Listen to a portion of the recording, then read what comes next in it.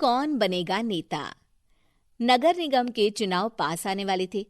पूरे कानपुर शहर में टिकट को लेकर मारामारी शुरू थी, लेकिन सबसे ज्यादा चर्चा में वार्ड नंबर 40 की सीट थी। वो इसलिए क्योंकि इस बार वहां की सीट महिला के लिए आरक्षित थी। अब सवाल ये था कि चुनाव लड़ेगा कौन। इससे पहले ठाकुर साहब वहां से पार्षद थे और इस बार उन्होंने अपनी पत्नी सीमा ठाकुर को टिकट दिलवाई और ठाकुर साहब की शान के कारण सीमा जी ने 20,000 वोटों से चुनाव जीत लिया। अरे बधाई हो सीमा भाभी, अब तो आप वार्ड की पार्षद बन गई हैं। अब तो हमारे काम आप ही करवाएंगी। अरे ये तो सिर्फ नाम की पार्षद बनी है, वो तो महिला सीट आ गई, वरना पार्षद तो मुझे ही बनना था। अब भले ही चेहरा इसका होगा, लेकिन पावर तो मेरी ही होगी। अरे वाह भाई साहब, क्या दिमाग लगाया है आपने भी। आइए आप लोग, खाना लगा दिया है सबके लिए।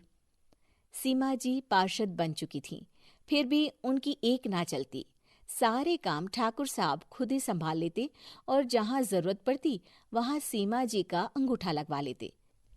सीमा जी ज्यादा पढ़ी लिखी भी नहीं थी।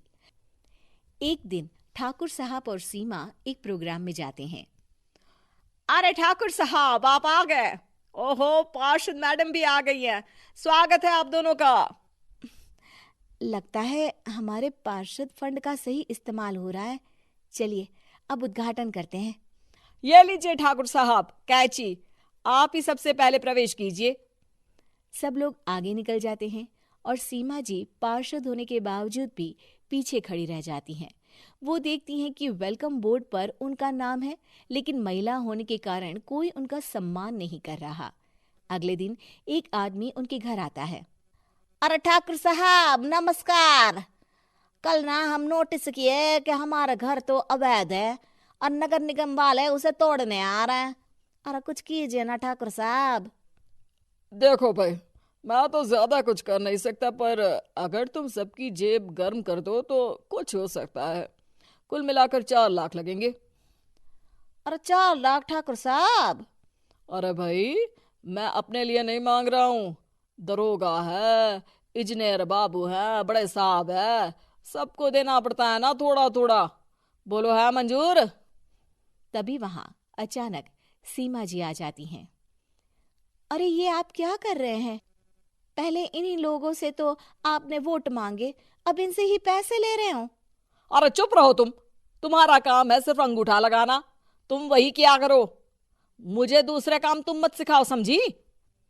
और तुम ना जाओ, अब पैसे लेकर आओ, वरना जेसीबी किसी भी वक्त आती होगी। सब कुछ ऐसे ही चलते रहता है। एक दिन सीमा जी और ठाकुर साहब को एक लोकल मीटिंग में बुलाया जाता है। वहां पर कई और अधिकारी लोग भी मौजूद रहते हैं। अब मैं चाहूंगा कि ठाकुर साहब हमारे बीच 2 शब्द कहें। मेरे प्यारे भाइयों और बहनों, आज मेरा सौभाग्य है कि मैं आप सबकी सेवा दिन रात कर पा रहा हूँ। आपने मेरी पत्नी को भारी मतों से जिताया है, इसलिए मैं आप सभी का शुक्रगुजार हूँ। मैं आप सबसे वादा करता हूँ कि हमेशा की तरह हमारे वार्ड में किसी को कोई तकलीफ नहीं आने दूंगा। सभी लोग तालियां बजाने लगते हैं। अब मैं माननीय पार्षद मैडम को स्टेज पे बुलाना चाहूंगा। अपने नाम को बुलाया सुनकर सीमा जी एकदम चौंक जाती है। उन्हें बिल्कुल उम्मीद नहीं थी कि इतनी बड़ी जगह उन्हें मंच पर बुलाया जाएगा। जैसे तैसे वो मंच पर चढ़ती हैं।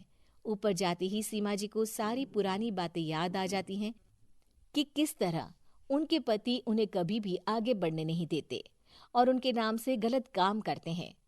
वो बोलने लगती हैं। मैं आपके वार्ड की पार्षद सीमा हूँ। आप में से बहुत कम लोग ही मुझे जानते होंगे, क्योंकि इससे पहले मुझे कभी ऐसा मौका ही नहीं मिला।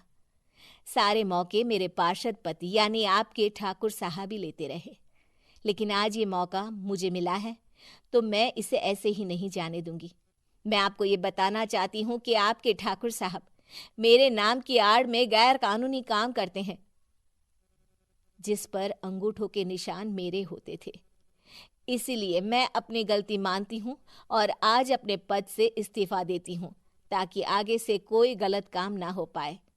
अब फैसला आप सबके हाथ में है कि आप हमें क्या सजा देना चाहते हैं। सीमा जी की बातें सुनकर ठाकुर साहब के चेहरे का रंग उड़ जाता है और वो शर्म से मुंह नीचा करके वहां से चले जाते हैं और पद से इस्तीफा देकर ही सही सीमा जी अपने आप में आत्मविश्वास महसूस करती हैं।